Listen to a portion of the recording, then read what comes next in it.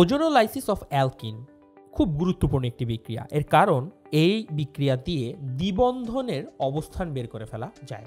সেটা কিভাবে আসো দেখি। প্রথমে বুঝতে হবে বিক্রিয়াটা কিভাবে হয়। CH3CH ডাবল বন্ড CH2, এটা একটা অ্যালকিন, এর নাম প্রোপিন। তো সে ওজোন গ্যাসের সাথে বিক্রিয়া করবে কার্বন টেট্রাক্লোরাইড দ্রবণে যখন টেম্পারেচার থাকবে <20°C। তো এগুলো হচ্ছে বিক্রিয়ার শর্ত। মেইন বিক্রিয়ক হচ্ছে প্রোপিন এবং ওজোন। তারা বিক্রিয়াটা কিভাবে করে একটু লক্ষ্য করো। বিক্রিয়াটা খুব ইন্টারেস্টিং। ডাবল বন্ডের দুইটা বন্ডই ভেঙে চলে যাবে, অর্থাৎ তাদের মাঝখানে ডাবল বন্ডটা ভেঙে দুইজনেরই দুটো করে নতুন নতুন হাত খালি হবে এবং ওজনের যে 3টা অক্সিজেন পরমাণু এই 3 হাতের মাঝখানে বসে এরকম একটা ঘরের মতন স্ট্রাকচার তৈরি করে ফেলবে। এখন কথা হচ্ছে এই অংশটাতে যে যৌগটা তৈরি হয়েছে এর নাম হচ্ছে একটা অস্থায়ী ওজোনাইট কম্পাউন্ড। এই কম্পাউন্ডটা ফাইনাল প্রোডাক্ট না, এর সাথে তোমাকে পানি যোগ করতে হবে।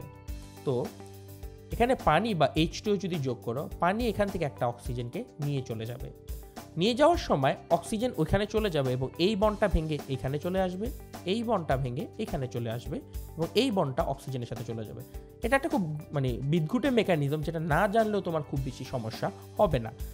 মেইন ফাইনাল প্রোডাক্টটাতে তোমরা কনসেন্ট্রেট চেষ্টা করো। এই অ্যারো মার্ক নিয়ে মাথা ব্যথা করার এত দরকার নেই। লক্ষ্য করে কি হচ্ছে, মেইন কথা হচ্ছে এই বরাবর পুরো অংশটুকু ভেঙে আলাদা হয়ে যাচ্ছে। 3টা ওজোন আছে, 3টা অক্সিজেন আছে। এই অংশটুকু ডাবল বন্ডের বাঁ দিকের অংশটুকু একটা অক্সিজেনকে পাবে, ডান দিকের অংশটুকু একটা অক্সিজেনকে পাবে, আর 3 নম্বর অক্সিজেনটা ওই পানির সাথে চলে যাবে। পানি যেহেতু একটা অক্সিজেন নিয়ে চলে যাচ্ছে, তো পানি ওইটা হয়ে যাবে H2O2, কারণ পানির সাথে একটা অক্সিজেন যুক্ত হলে H2O2 হয়। বাকি দুইটা প্রোডাক্ট কী হবে সেটাই বোঝার ব্যাপার। লক্ষ্য করো, CH3 ছিল আর এখানে আগে থেকে ছিল CH, ওই অক্সিজেনটা আসবে এইভাবে, অর্থাৎ এখানে তৈরি করবে CH3CHO। মনে রাখবে ওজোনোলাইসিসের ফলে যে প্রোডাক্ট হয়, প্রোডাক্টটা সবসময় একটা কার্বনিল অর্থাৎ CO যৌগ তৈরি হবে। ডান দিকের অংশটাতে লক্ষ্য করো, এখানে ছিল CH2, ঘটনাটা ছিল এরকম, CH2 একটা সি এর দুই পাশে দুইটা হাইড্রোজেন ছিল, এখানেও একটা অক্সিজেন যুক্ত হবে। তাহলে ওজোনোলাইসিসের ফলে এইরকম দুইটি CO বিশিষ্ট যৌগ পাওয়া সম্ভব। সবসময় মনে রাখবে ডাবল বন্ড বা অ্যালকিনের ওজোনোলাইসিসে 2টা কার্বনিল যৌগ তৈরি হয়। তো এখন ব্যাক ক্যালকুলেশন করে বলে দেওয়া যায় 2টা কার্বনিল যৌগ থেকে মেইন যৌগটা কি ছিল সেটা কিভাবে লক্ষ্য করো। ধরো তোমাকে একটা প্রশ্নে বলা হয়েছে CH3CHO আর HCHO এই দুটো হচ্ছে একটা ওজোনোলাইসিসের প্রোডাক্ট, মেইন যৌগটা কি বের করার উপায় হচ্ছে তুমি এই যৌগটাকে সাজিয়ে গুছিয়ে এমনভাবে লিখবে যাতে অক্সিজেন দুটো মুখোমুখি থাকে, অর্থাৎ এটা আর এটার অক্সিজেন দুটো মুখোমুখি আসে। তাহলে দেখো এটাকে আমি যদি সাজিয়ে লিখি এইরকম একটা অবস্থায় আসবে, এটা HCHO, এটাও HCHO, এমনভাবে লেখা হয়েছে যে অক্সিজেন দুটো মুখোমুখি।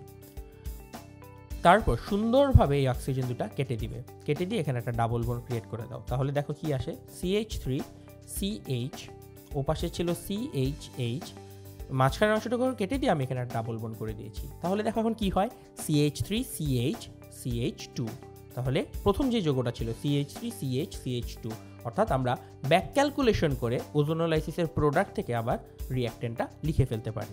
এইভাবেই আমরা দ্বিবন্ধনের অবস্থান বের করে ফেলতে পারি। এখন তোমাদের জন্য একটা এক্সাম্পল করা হোক। এখানে একটা ওজোনোলাইসিসের ফলে 2টা প্রোডাক্ট তৈরি হলো, একটা এরকম আর একটা এরকম। তাহলে লক্ষ্য করো মেইন যৌগটা কি ছিল।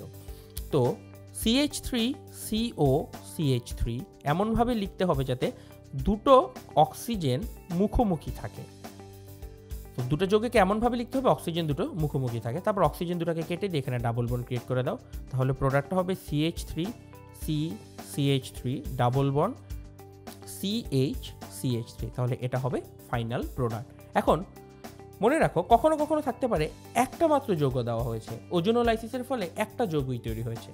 কখনোই একটা যৌগ তৈরি হলে বুঝে নিতে হবে এই যৌগটাই 2বার তৈরি হয়েছে। তাই একটা যৌগ দেওয়া থাকলে ওই যৌগটা দ্বিতীয়বার লিখে নিয়ে তারপর এই 2টার অক্সিজেনকে এরকম মুখোমুখি করে ফাইনাল প্রোডাক্ট কেস করবে। যেমন এটার ওজোনোলাইসিসে করা হলে এটা আসলে যেই যৌগটা ওজোনোলাইসিসে ছিল সেই যৌগটা হচ্ছে CH2 ডাবল বন্ড CH2। এটা তোমরা নিজে নিজে বের করে ফেলবে। তাহলে বোঝো ওজোনোলাইসিসের ফলে অ্যালকিন থেকে সবসময় 2টি কার্বনিল কম্পাউন্ড তৈরি হয়, 2টা CO কম্পাউন্ড তৈরি হবে। ওই 2টা কম্পাউন্ডকে মুখোমুখি অক্সিজেন বরাবর বসিয়ে অক্সিজেন কেটে দিয়ে ডাবল বন্ডটা যোগ করে দিলেই মেইন ফার্স্টের যৌগটা খুঁজে ফেলা যায়। তো এইভাবেই ওজোন অ্যানালাইসিস দিয়ে দ্বিবন্ধনের অবস্থান বের করা হয়।